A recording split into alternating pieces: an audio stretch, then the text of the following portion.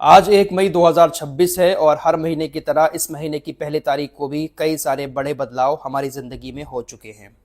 Petroleum कंपनियों ने एक बहुत बड़ा झटका दिया है। गैस सिलेंडर इतना महंगा हो गया है कमर्शियल वाला कि जिसको सुनने के बाद आप लोग भी चौंक जाएंगे। और भी कुछ बड़े बदलाव हैं, सारी चीजें आप लोगों को इस वीडियो में बताएंगे, इसलिए वीडियो में आखिर तक बने रहिएगा। थोड़ी सी राजनीतिक मुद्दे पर भी बात करेंगे। पश्चिम बंगाल के अंदर ममता बनर्जी का सिंहासन कहीं ना कहीं डोलता हुआ नजर आ रहा है। मुसलमानों ने पूरा साथ दिया, लेकिन ममता बनर्जी के अपने लोग ही उनके साथ नहीं आ पाए। क्या असदुद्दीन ओवैसी की वजह से ममता बनर्जी हार जाएंगी?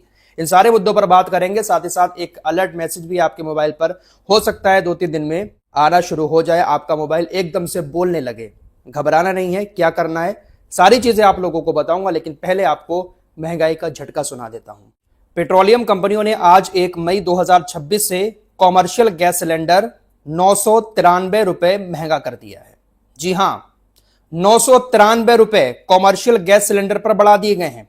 ये जो 19 किलो वाला कॉमर्शियल गैस सिलेंडर होता है, होटल, रेस्टोरेंट, ढाबे, चाय की टपरी, इन तमाम जगहों पर जिस सिलेंडर का इस्तेमाल किया जाता है 19 किलो वाला, उसके 993 रुपए बढ़ाए गए हैं।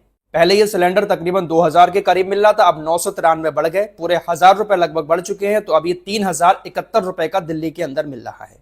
हालांकि सरकार ने घरेलू गैस सिलेंडर जो 14.5 किलो वाले होते हैं उसमें कोई बदलाव नहीं किया है।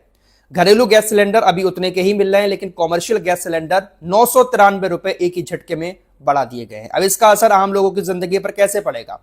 जाहिर सी बात है कि जब कॉमर्शियल गैस सिलेंडर महंगा मिलेगा तो खाने पीने की चीजें जो हम बाहर से खाते हैं वो महंगी मिलेंगी। बहुत सारे लोग तो बेचारे ऐसे हैं जो कहीं पर बाहर काम करते हैं, रोजाना वो बाहर ही खाते हैं। उन लोगों का खाना महंगा हो सकता है। शादियों का सीजन चल रहा है, ऐसे में कैटरिंग भी महंगी हो सकती है। तो 993 रुपए एक ही झटके में आज कॉमर्शियल गैस सिलेंडर पर बढ़ाए जा चुके हैं।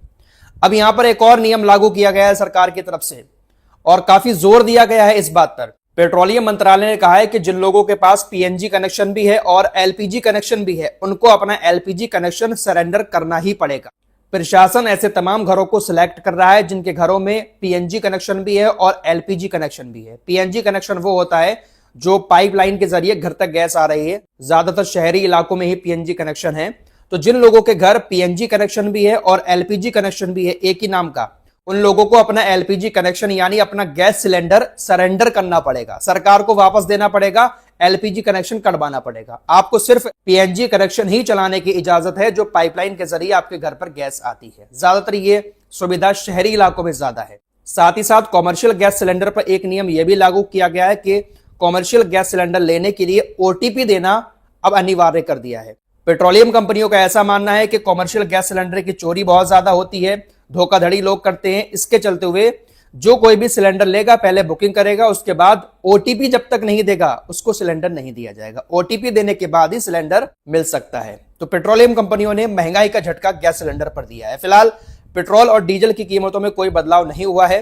पेट्रोल डीजल अभी भी जिस रेट पर मिल रहे थे उसी रेट पर हैं। साथ ही साथ एटीएम को लेकर भी एक नियम आया है।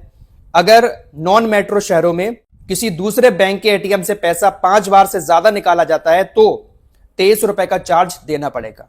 वही मेट्रो शहरों में 3 ट्रांजैक्शन आप दूसरी बैंक के एटीएम से कर सकते हैं। उसके बाद अगर चौथी बार किसी दूसरे बैंक के एटीएम से पैसे निकालेंगे तो आपको 23 रुपए हर ट्रांजैक्शन पर देने पड़ेंगे। मिसाल के तौर पर आपके पास एचडीएफसी बैंक का एटीएम है और आप पैसा निकाल रहे हैं बड़ौदा के बैंक के एटीएम से या फिर एसबीआई के या फिर किसी और बैंक के एटीएम से, तो आप 5 बार नॉन मेट्रो शहरों में निकाल सकते हैं। 5 बार से ज्यादा निकालेंगे तो हर ट्रांजैक्शन पर 23 रुपए आपको एक्स्ट्रा देने पड़ेंगे। आइए अब अलर्ट मैसेज की बात कर लेते हैं। हो सकता है कि आपके पास 2-4 दिन के अंदर बीप के साथ एक अलर्ट मैसेज आए और आपका मोबाइल बोलना शुरू कर दे, अलर्ट देना शुरू कर दे।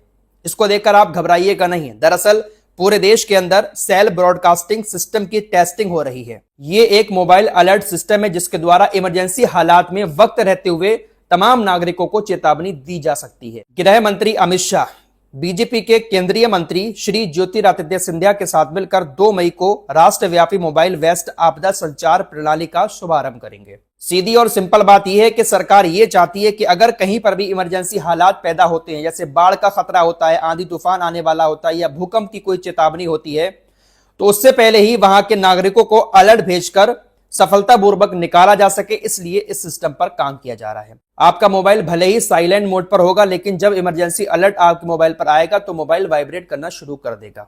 इसकी टेस्टिंग चल रही है, तो हो सकता है कि 1-2 दिन के अंदर ही आपके पास इस तरह का अलर्ट मैसेज आए। आपका मोबाइल अचानक से बीप करने लगे, वाइब्रेट करने लगे, तो घबराना नहीं, ये एक इमरजेंसी अलर्ट की टेस्टिंग चल रही है। और जो मैसेज आपके पास आएगा वो आपकी लोकल भाषा में आएगा, हिंदी, इंग्लिश या आपकी जो भी भाषा होगी उसी भाषा में आपके मोबाइल पर मैसेज पहुंचेगा, ताकि आप लोग वक्त रहते अपनी जगह से किसी दूसरी जगह पर जाकर शिफ्ट हो जाएं या फिर अपने आप को बचा लें।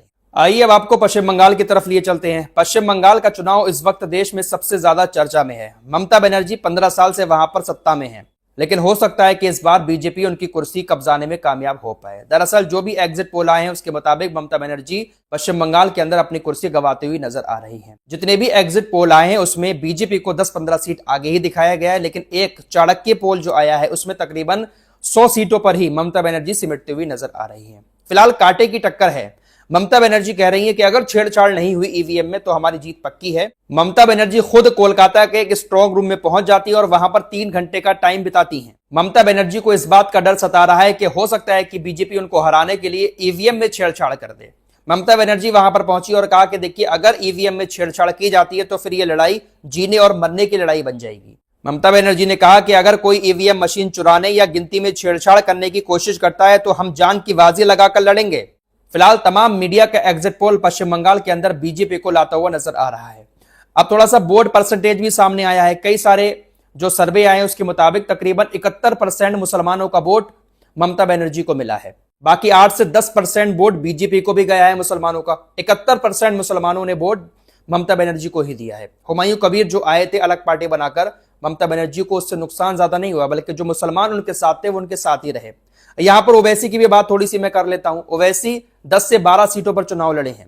अब अगर ममता बनर्जी 10-12 सीटों पर कहीं पर हार जाती हैं, सत्ता गंवा देती हैं, तो मैं यकीनी तौर पर कह सकता हूं कि इस हार का जिम्मेदार ओवैसी को ही माना जाएगा कि ओवैसी वहां पर आकर 10-12 सीटों पर चुनाव ना लड़ते तो ममता बनर्जी जीत जाती। फिलहाल 4 मई को वोटों की गिनती होना है। दूध का दूध, पानी का पानी सब सामने आ जाएगा कौन किसके साथ है। लेकिन जो सर्वे आए हैं उसके मुताबिक पश्चिम बंगाल के अंदर हिंदुओं ने एक तरफा बीजेपी को वोट दिया है। ममता बनर्जी के अपने ही वोट उनको नहीं मिल पाए। दलित, ओबीसी, एसटी ये तमाम लोग बीजेपी को गए हैं। हिंदू एक तरफा वोट पड़ा है पश्चिम बंगाल के अंदर बीजेपी को। पिछले 15 साल के दौरान पहली बार ऐसी चीजें सामने आ रही हैं कि एक तरफा वोट बीजेपी को हिंदुओं का मिला है। दलित, ओबीसी, एसटी वगैरह के वोट ममता बनर्जी को मिल जाते थे, लेकिन इस बार सब बीजेपी को गए हैं। तो कुर्सी कहीं ना कहीं डगमगाती हुई तो नजर आ रही है। कांटे की टक्कर तो है पश्चिम बंगाल के अंदर, लेकिन यकीनी तौर पर कह सकता हूं कि हार का ठीकरा जो है वो कहीं ना कहीं असदुद्दीन ओवैसी के सर पर फोड़ा जाएगा अगर ममता बनर्जी की कुर्सी डगमगा जाती है। फिलहाल के लिए इतना ही। कुछ और खबरों के साथ फिर हाजिर होंगे। अपना ख्याल रखिएगा। अल्लाह हाफिज।